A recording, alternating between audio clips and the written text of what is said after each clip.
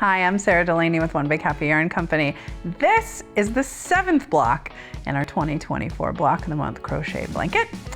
This one is a bit of a square within a square. We have fun with some really long leggy stitches and making them fit into smaller spaces in this one. I really like how this one is constructed, and that we start with a square that kind of rounds out as we square it out, which doesn't seem to make sense or to be physically possible, but there it is in front of us. Square, round, square. It works. So, as with most of our squares, we're going to start with a chain ring, which has to start with a slip knot. This is our Skipja's Stone Washed XL yarn. This is a worsted or heavy worsted weight yarn. You might want stitch markers for this one. You'll need a tapestry needle, you'll need scissors, your standard tools. And our hook is an H8 5mm hook. I'm using the Addi Pro hook here because it has that turbo coating, which makes it nice and slick, and no thumb rest because that's the hook that I like. But if you visit the link in the description below, it'll take you to where you can pick up a kit or a copy of the pattern, but it'll also list out links for other tools and other products that you might need to work on this. So you can pick up a hook there, check out the other hooks that we carry, and use whatever works for you. So we're gonna make a chain ring with a chain of 4. 1, 2, 3, 4, and then we're gonna slip stitch into the first chain to join this into a ring. Now I mentioned this in one of our previous blocks. A chain of 4 is really hard to see the center of, so I'm just gonna back out that slip stitch that I used to join it, put my hook back in the live chain. And I'm gonna use a stitch marker for this. I'm just putting a stitch marker around this chain. I'm not putting it in any of the chains, it's just around it. And that's gonna help me to find the center of this chain ring when I do this slip stitch. So back to that first chain, and I do a slip stitch to join it into a ring. Now, where this stitch marker disappears inside there, I know that that's the center of my chain ring. So it makes it easier to find for the stitches in round 1. And for round 1, we're gonna chain 1, we're gonna do a single crochet into this ring. So I'm just gonna follow that stitch marker through to the other side, yarn over, bring up a loop, and single crochet. That helps to open it up a little bit so I can see a little bit better. So now you're gonna do 7 more single crochets into this ring for a total of 8 single crochets. You'll see that I'm working over my tail as I go. This has been a pattern for me throughout this project. I like having that tail hidden inside this first round of stitches.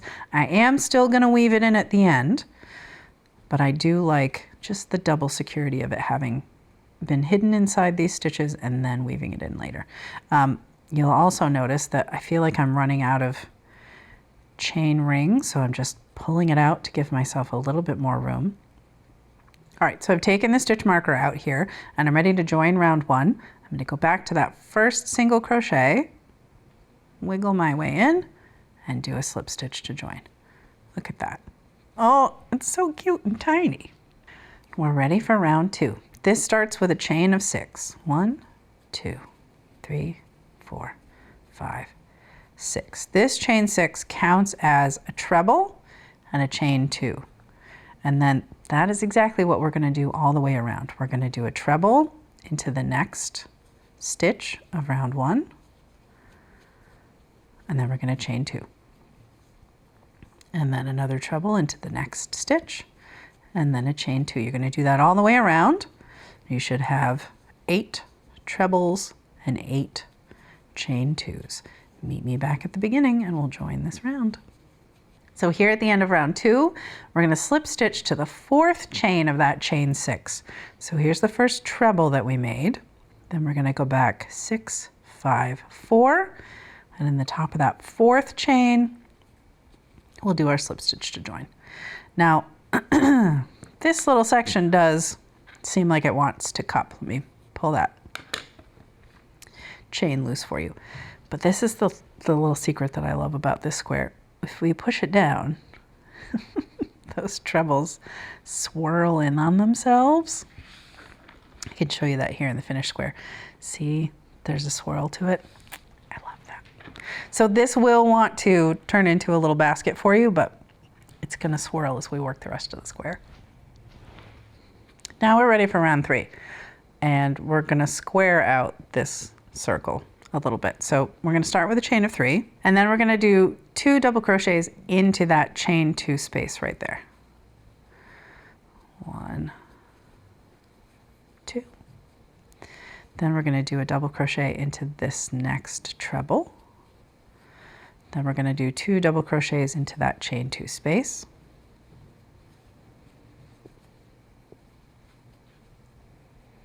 Now we're gonna chain 3. 1, 2, 3. Now a double into the next treble, 2 doubles into the next chain space, a double into the next treble, 2 doubles into the next chain space, chain 3. You're going to repeat that all the way around. Come on back here and we'll join this round together. So here we are at the end of round 3, and we've turned that little round motif into a square, and you can see that swirl happening in the middle. I love it so much. So we're going to slip stitch to the top of that chain 3 that we started with. There. And that is the end of round 3. It's funny we call it rounds when we turned it square, but we are working around, so it's a round. So now we're going to start round 4. And this round has treble clusters. And we start with a beginning treble cluster. So we're going to chain 4, 3, 4. And then we're going to start a treble stitch in the next double. So yarn over twice, into that stitch, yarn over and bring up a loop. Yarn over and pull through 2, yarn over and pull through 2, yarn over and pull through 1. We're not completing this stitch. Almost. Now we're going to leave that there. We're going to do a treble in the next double crochet.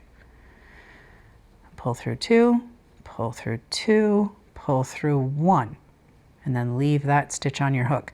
You're going to do that in the next 3 stitches as well.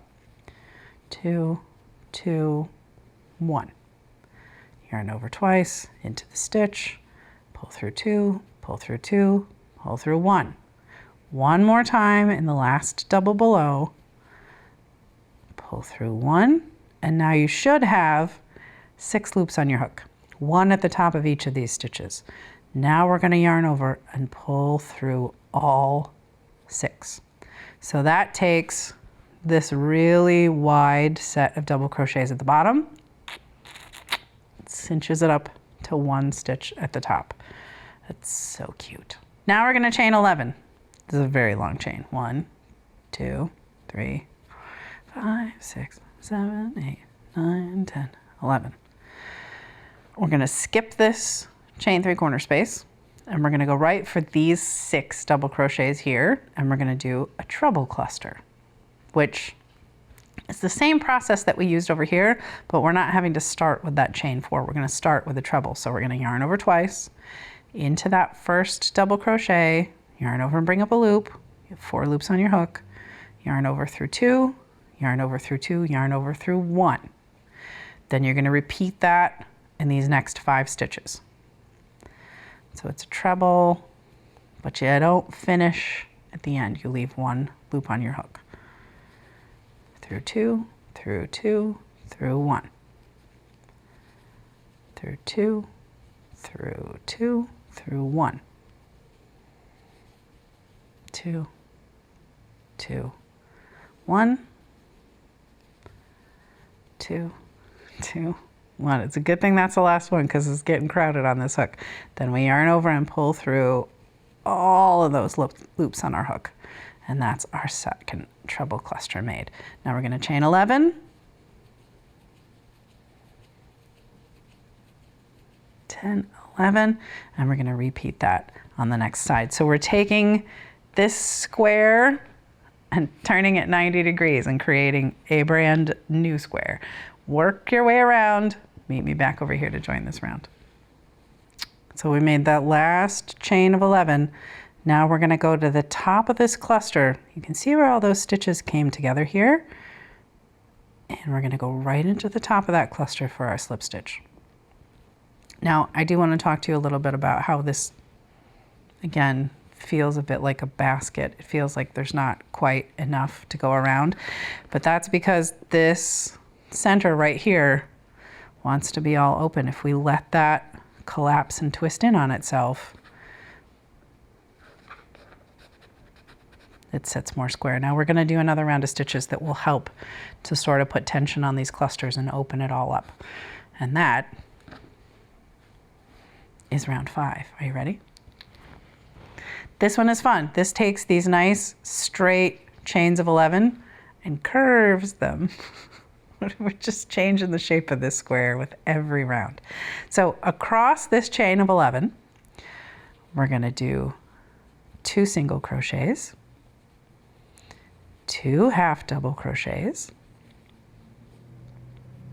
2 double crochets, and a treble.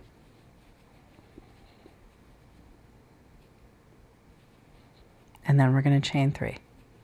And then we're going to do all that in reverse. So a treble, a double, a second double, 2 half doubles,